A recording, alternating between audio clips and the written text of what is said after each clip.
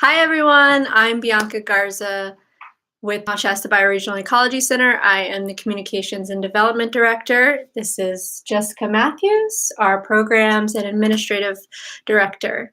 Welcome to our first Patreon live stream. We're super excited to talk to you all about Tulelake. Mostly Jessica's going to do talking about our recent visit to Tulelake, also with our Senior Program Director, Dr. Ariel Hoppern, was with us. So, Jessica, we went there in February. We did. About a month ago. And we went there in February because of the amount of birds who come through the Tulelake Wildlife Refuge. Correct. Yeah. Specifically, we went to go see the mass migration of bald eagles within the area.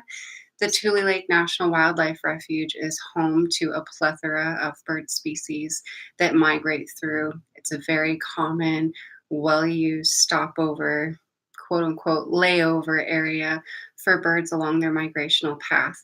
The star attraction being bald eagles. And we saw a lot of them. It's insane. Yeah. It's absolutely phenomenal to see and witness. I mean, the amount that go through that area are upwards in the 500s, and it's not uncommon to see 20 in one spot like we had, or 6 in one tree, which is, I don't know, for me, very overwhelming and an experience for sure. Yeah, it was overwhelming for me, not being a scientist and having a formal education in environment sciences. I was like the kid in the car, right? So I'm like at the window asking Jessica and Ariel all kinds of questions, which one of them was about our area being so special. You know, this is the Tulelake Wildlife Refuge isn't necessarily well known, isn't a place that too many visitors know to stop by, which is part of what we wanted to tell you about today.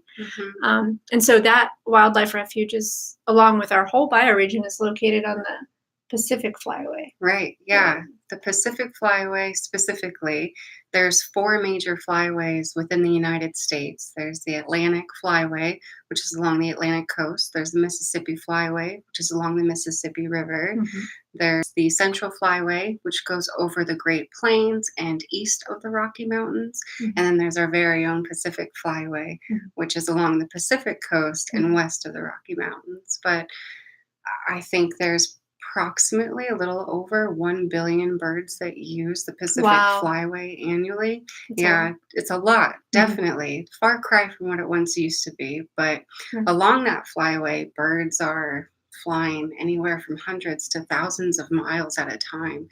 And so they need these stopover points to rest, to refuel along their journeys. And so stopover points are located along the flyways, strategic areas, you know, but Tulelake is, the Tulelake National Wildlife Refuge at least, is one of the main stopover points and very crucial to their success. So you're saying that 1 billion birds is not as many as it used to be. No. So I'm sure that there's reasons why that is that you can tell us about, and also things that we can do ourselves, and when we have visitors come, the best ways that they can be stewards when they're there to try and at least maintain this and maybe even increase the amount of population that'll come through. Definitely. I mean, there's a multitude of reasons why not so many birds use these flyways, or there's not so many or as great of numbers within our species populations. The common ones being anthropogenic causes, meaning human-caused issues.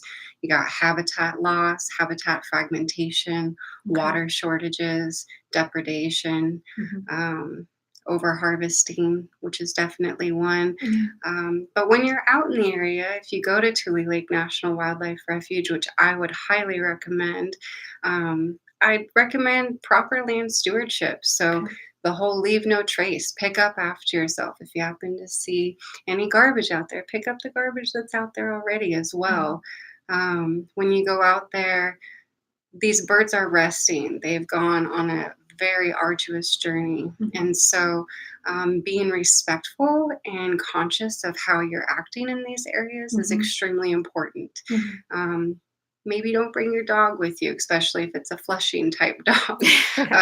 Definitely not good. Leave them in the car if not at home. Don't pick up any feathers or carcasses or remnants of birds. We saw that you so many see there. carcasses. It was cool. It was gnarly. But they're very important. Yeah. And, not just to the overall nutrition in the area, the phosphorus that is inputted into the grounds there, but other bird species, other animal species, they use this to feed upon as well. Right. So just leave them alone as much as possible, but Just enjoy and view. Yeah. Yes. Yeah. Quietly. So we actually took some footage while we were out there. So we'll be producing, we're in the middle of finishing up 2 short videos so that we can share with all of you over the web what we witnessed and what we saw. And Jessica will be in there giving you all a little bit more information about the bald eagles. And what else did we see while we were there, Jess? I know that in the video we'll definitely be highlighting the bald eagles and the carcasses, which were of maybe the tundra swan. Yeah. There was all types of geese there. We have Arctic geese that come through, Ross geese, snow geese, different plumages of those. You had the tundra swans coming through. Kestrels. The American kestrels, they're one of my favorite falcons ever. Yes. The raptor species are phenomenal out there. There's probably 30 in the northwestern area where we live, but at least 15 of them can be found at the National Wildlife Refuge itself, which is a pretty amazing number. Super cool. There's a plethora of waterfowl. I love them all, dabbling and diving ducks alike. Yeah. It's pretty phenomenal to witness. I mean, you can see thousands upon thousands of birds out there at one time. It was really noisy. And that was shocking to me again as a noob, how loud they were. Yeah, you go out there and it's just an overwhelming senses experience. Yeah, and what did we hear the most? I think you said it was the starling was the bird? The European starlings, they're very chatter-like. Okay. And that was very loud. They have a lot to say. Right. That's amazing. And so we'll be sharing that with you as well. You'll get to hear all the noises and beauty that comes with it along in the video.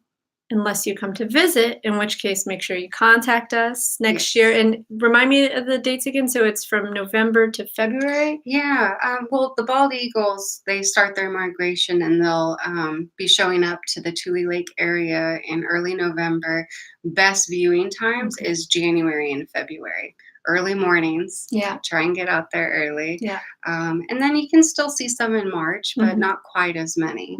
Definitely February, I would recommend. And I think something important to highlight for visitors is that this could be a car tour.